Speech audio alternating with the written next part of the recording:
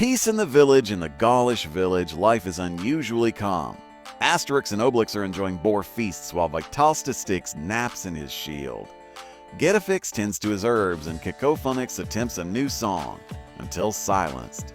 Suddenly, a messenger arrives from far away. He bears a papyrus sealed with gold and ebony patterns. It is an urgent plea from the Kingdom of Nubia. The Nubian envoy, Princess Amara, tells of Roman interference in her homeland. Caesar has allied with a rival Nubian noble to seize control of the Nile trade. Without help, her people face both famine and conquest. She has heard of the indomitable Gauls who resist Rome itself. Vital Statistics agrees that they cannot ignore such injustice. Getafix suggests the heroes travel south to lend their aid. The journey begins. Asterix, Obelix, Dogmatix, and Getafix set sail with Princess Amara. The voyage takes them down the Mediterranean across Egyptian ports. Old friends like Cleopatra and Edifice the architect send greetings. Cleopatra teases Caesar about another failure awaiting him.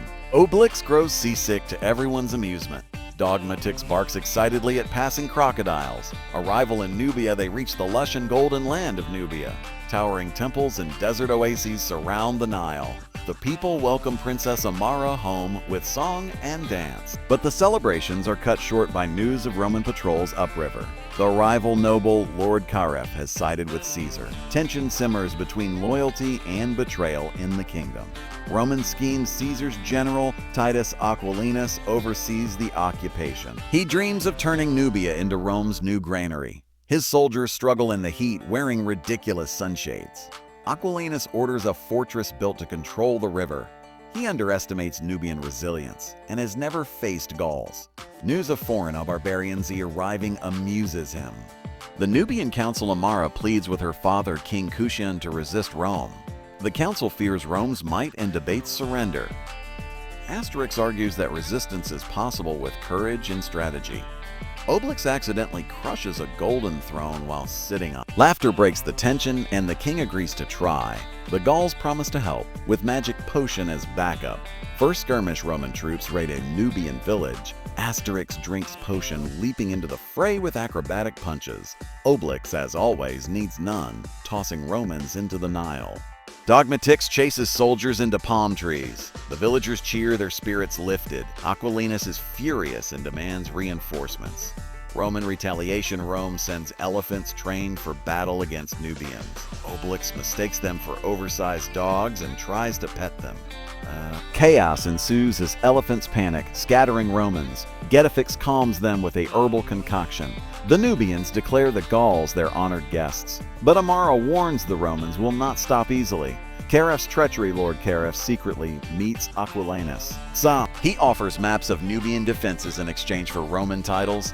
The general promises him rule as Caesar's puppet. Meanwhile, Amara suspects betrayal but cannot yet prove it. Asterix notices suspicious movements of supplies at night. Dogmatix growls whenever Caref approaches. The festival interrupted. The kingdom holds a grand festival for the Gauls. Music, food, and dances delight Obelix, who eats entire camel roasts. Cacophonix tries to perform, but even Nubians protest. Mid-celebration, Roman catapults fire flaming projectiles into the city. Panic spreads as buildings burn. Asterix realizes Caref must have leaked information.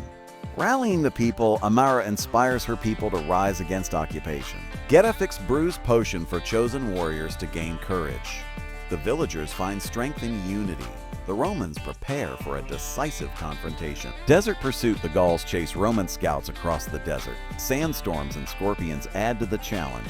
Obelix complains he hasn't eaten in a minute. They discover secret Roman supply caches hidden in dunes. Asterix sabotages them, cutting Rome's resources.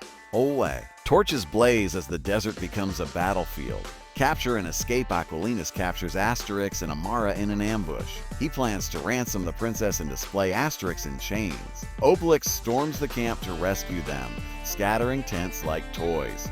Dogmatix chews through ropes to free Asterix. Together they escape, leaving Romans battered and humiliated. Amara thanks the Gauls, her admiration for their courage growing. The betrayer exposed Amara confronts Caref before the council. Evidence of his treachery is revealed: stolen Roman coins and letters. The council strips him of rank and banishes him. Gareth flees to Aquilanus, swearing revenge. The people rally firmly behind their king and princess. Unity strengthens as Rome tightens its grip. Caesar's arrival, Caesar himself sails down the Nile, furious at delay. He ridicules Aquilanus for incompetence. Caesar promises to civilize Nubia with Roman order. The Gauls prepare to show him otherwise. Obelix mistakes Caesar's barge for a floating feast. Getafix insists caution. Caesar is cunning, not just proud. The great battle Romans launch a massive assault at dawn.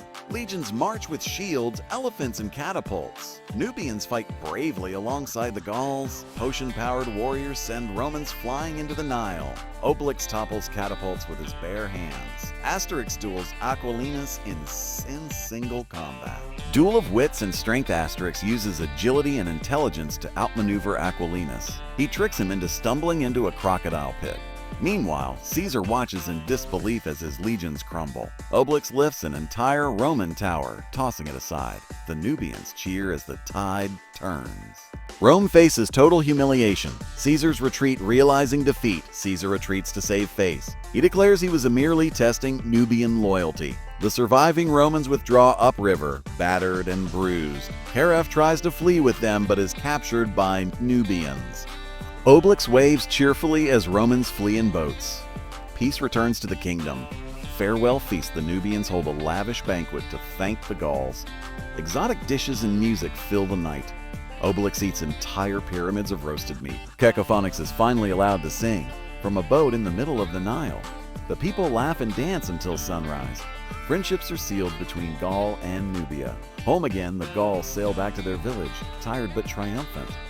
Vital Statistics praises their bravery, though only half listening while feasting. Getafix records new herbs discovered in Nubia. Obelix declares, Nubian boars are almost as tasty as ours. The film ends with the traditional banquet in the Gaulish village. Cacophonics, of course, is tied up to ensure peace.